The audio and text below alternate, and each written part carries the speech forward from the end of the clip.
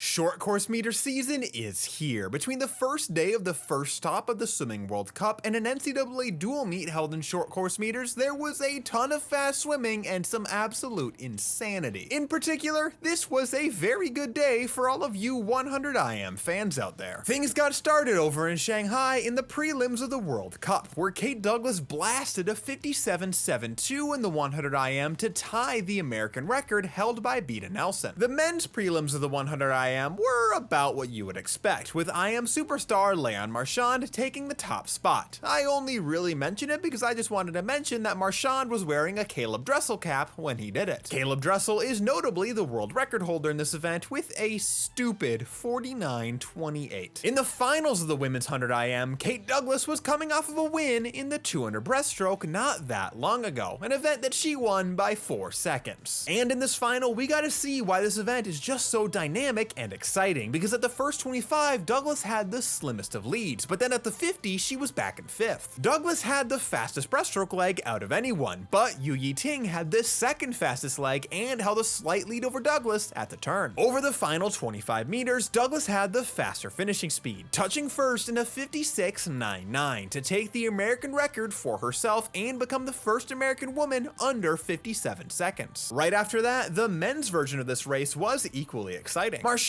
was the headline name for this race, but it was an absolutely stacked final, with some names that you'd expect like Duncan Scott or Wang Xun, but also Thomas Chacon, Pan Jianlu. Fresh off of a win in the 100 fly earlier in the session, Noe Ponti put those skills to work and took the early lead at the 25-meter mark with Marchand in second. Thomas Chacon unsurprisingly passed Marchand on the backstroke leg, but Ponti was still the frontrunner. Then Marchand did what he does best and took a lead on the breaststroke, but with only 25 meters to work with, it wasn't that big of a lead. Marchand and Ponti were the clear frontrunners for the final stretch as it was a sprint home. At the wall, it was Marchand by 1/100th over Ponti, 50.65 to 50.66. One interesting thing to note is that Ponti did not do a flip turn during the back to breast transition. Is that worth 100th?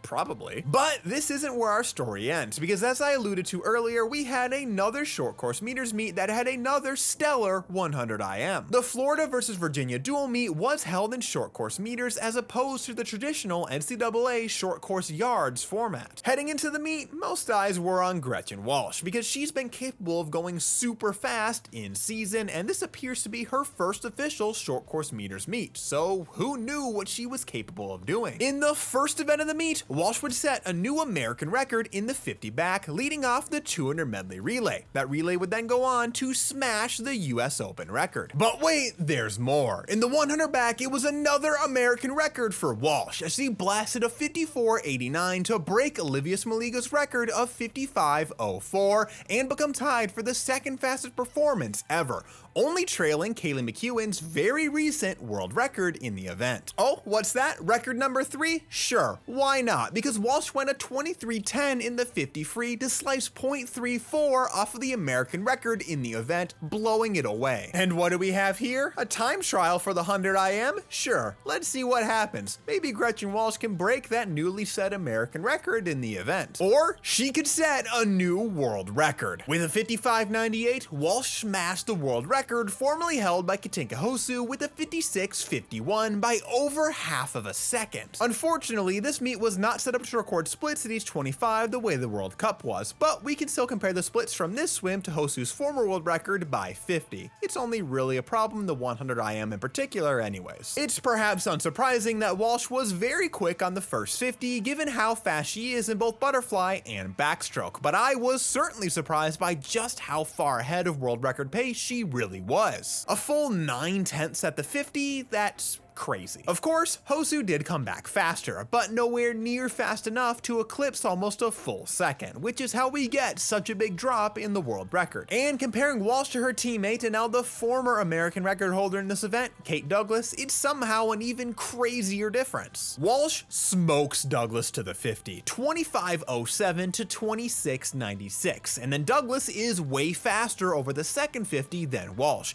But just like Hosu, there's really only so big of a gap gap that you can make up. I also find it incredibly funny that when this world record was set, it was about 3:30 in the morning in Shanghai, where Douglas is. So imagine going to bed as the freshly minted American record holder in an event. Then you wake up and it's now over a second faster. It's now the world record and it belongs to one of your teammates. The 100 IM is certainly a chaotic and exciting event, and one that we're only treated to in a short course format. And today was probably one of the best days for the event ever. Which swim from either the Florida Virginia meet or the World Cup was your favorite that I didn't mention? Let me know down below. And I'm sure that something crazy is gonna happen over the next 2 days of this World Cup stop, and I'll see you then.